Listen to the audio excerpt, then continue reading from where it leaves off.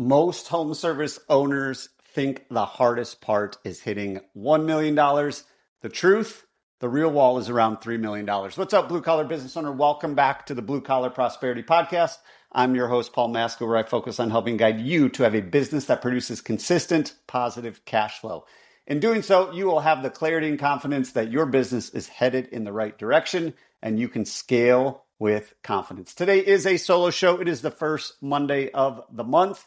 And our topic is exactly what we said at the beginning: why most businesses stall around the $3 million mark. Now, that is a very general number. Sometimes it's more, sometimes it's less. But what I've realized in not only owning and operating businesses in the trades, but also being a fractional CFO for many businesses in the trades and doing a ton of financial assessments is that is where progress eventually stalls. Now, the reason, there's several reasons, we're going to get into it, but what we like to talk about on the show is cash flow, and that is really one of the biggest reasons. The most successful businesses are the ones that are predictable. They're the ones that are creating consistent positive cash flow. Their owners sleep well at night. It's no longer stressful worrying about, are we going to be able to pay the bills and make payroll? So for the longest time, what I've realized, I've mentioned this many times, and it is still true to this day, is all the business that I've ran them as a fractional CFO. Is one of the hats that I was wearing. And I didn't really realize it until, after the fact of understanding that cash flow is the biggest bottleneck in the growth and scaling of a business. So that's what we do as fractional CFOs. We help guide companies to create consistent positive cash flow. And what I have noticed is the average home service business gets stuck first around $1 million, but we can push through that because we can hire enough people in the field. But why do most companies get stuck between, call it $2.5 and $3.5 million and never make it to $5 million? First, if their pricing is not right, they will not be able to continue to invest in the payroll and overhead that we need to build that next layer of leadership, next layer of management, the additional office that we need.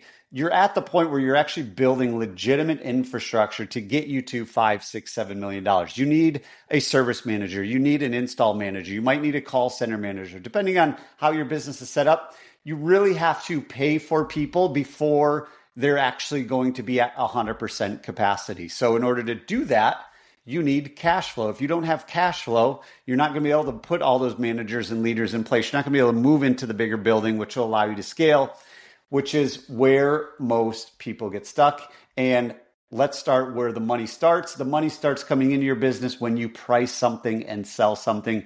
And what I've realized is almost all home service business owners do not actually have a pricing model that is allowing them to achieve their goals and scale with confidence and actually, frankly, stay in business and continue to serve customers. So if you go back a couple months, I did a solo show talking about what the average home service business is, and they're on life support. The average net profit is around 3.5%, and it starts with pricing. So we need to be hitting our gross profit numbers. We need to be pricing properly.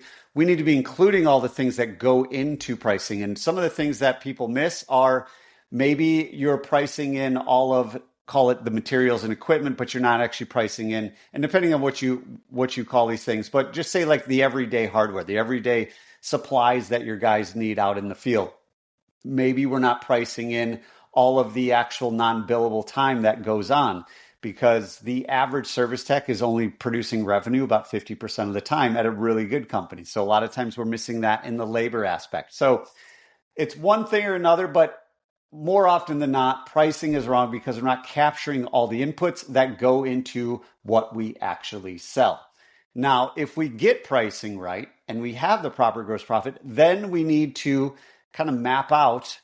This is where the next problem comes in, is we need that first layer of management. We need the operations manager. We need the sales manager. We need the service manager. We need that project manager, whatever it might be, but we don't know when we need them. How can we, afford them? And then what revenue do we have to get to for that person to then more or less pay for themselves? So at $2.5 million, $3 million, the owner can no longer be great at overseeing all the departments of the business, especially in the home service space. Now, if you're in call it home improvement, where your average ticket is $20, $30, $40, $50,000, or if you're a general contractor, that's a different story. Getting to $3 million, you probably don't need all the managers. But if you're in the plumbing, the HVAC, the electrical, the garage doors, the landscaping, all of those trades, you will start to need multiple managers at the $2.5, $3.5 million mark in order to support a $5 million business. More revenue cannot solve the problem at that point because it's usually the wrong revenue, and the more you do it, the bigger the problem gets. But what many people do, which is kind of the next problem, is they think if we just do more revenue, it's going to solve the problem. But what happens at that size, more revenue doesn't mean more cash in the bank. If we don't have more cash in the bank, we cannot scale confidently, and we actually end up starting to go backwards because whether it's people start leaving, we start making bad decisions based on ego and our checking account balance, then we actually make strategic decisions. So at this mark, call it $3 million, if your margins are not dialed in, you can no longer scale. And kind of the way I look at it is multiple phases of business. First, getting to $1 million, you can get it there just by really hard work, to be honest. You might have, one other technician out in the field, one other great installer. You're probably still doing a lot of the sales. Maybe you've got an apprentice. You probably have somebody answering the phone, but you can get to $1 million just by working really hard and kind of doing a little bit of everything. Then to get to, call it $2.5 million, you can just grow the field staff. You can have 3 or 4 service techs. You can have an installer or 2. You can get to that revenue without anybody else overseeing the quality of the work or overseeing the quality of the call center, whatever it might be. But now, once you get to $2.5, $3.5, $4 million and on your way up, that's when you start to have to put other people in charge of other people because you don't have the bandwidth anymore. So at that point, if that's not dialed in, your systems and processes aren't dialed in, your training's not dialed in, your onboarding's not dialed in, you just don't have control over everything, and you don't have the time or the bandwidth to have control over everything. So if you don't have everything dialed in, it's going to be really hard to get it to the next level. There's a really good book I mentioned before. It's called Scaling Up by Vern Harnish. And even he talks about it in there that's where most businesses go to die. So at that point, call it the $2.5 million mark, it is imperative to have forecasting in place, cash flow projections in place. So if we hire this person at this point, at what point will we get back to our regular margins of, call it 15 to 20% net profit? If you're not already there, call it 15 to 20% net profit at the $2.5 to $3.5 million range, it's going to be really hard to get there without having a lot of sleepless nights, without drawing on the line of credit over and over, and doing all the things that eventually never actually get us to where we want to go in the first place. So as we start to kind of wrap this up, it is a shorter than normal episode, but some of the key takeaways is we got to get our pricing dialed in order to make sure we are hitting our 50 to 60% gross profit, depending on your model. If you're more construction, install heavy, your gross profit might be below 50%. But once we have that dialed in, then we got to have the systems and processes in place. We have to have the training in place.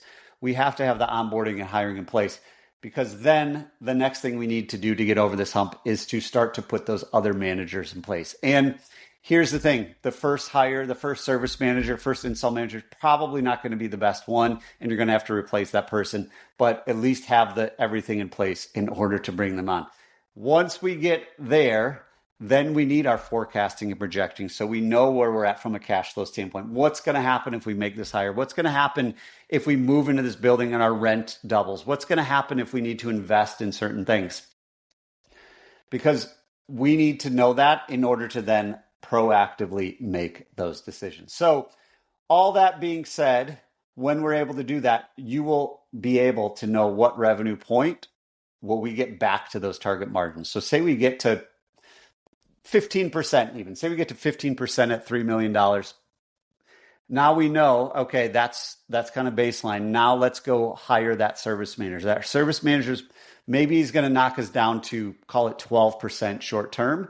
But then eventually, if it's the right hire and everything's in place and the cash flow is there, we should be able to get to maybe 17% net profit, because instead of you, the owner, being the service manager in 100 different roles, you have a full-time service manager that's fully focused on serving your service techs. They should, in theory, become more profitable, and your business should be getting better and better. So all that to say, don't let that $3 million ceiling stop you. Run your numbers before hiring managers. Make sure you have the systems and processes in place. Make sure you have the infrastructure there. And make sure, most importantly, your pricing is in line.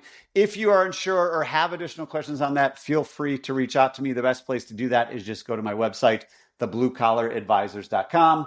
You can go there, you can book a call with me, or there is a pricing calculator you can download. It's totally free, and that'll help you solve the number one problem I see in home service businesses.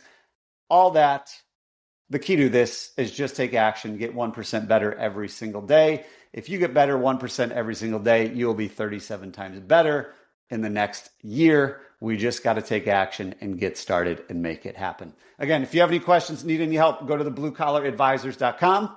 Otherwise, we'll catch you on next week's episode. And before we go, as you know, there are a lot of moving parts when it comes to creating consistent positive cash flow. However, the journey starts with making sure you are priced right so you can have a growing and more profitable business. I've created a super easy to use pricing calculator for everyone in the trades. You will no longer have to guess what you should charge. You'll no longer have to call around your competition and see what they charge.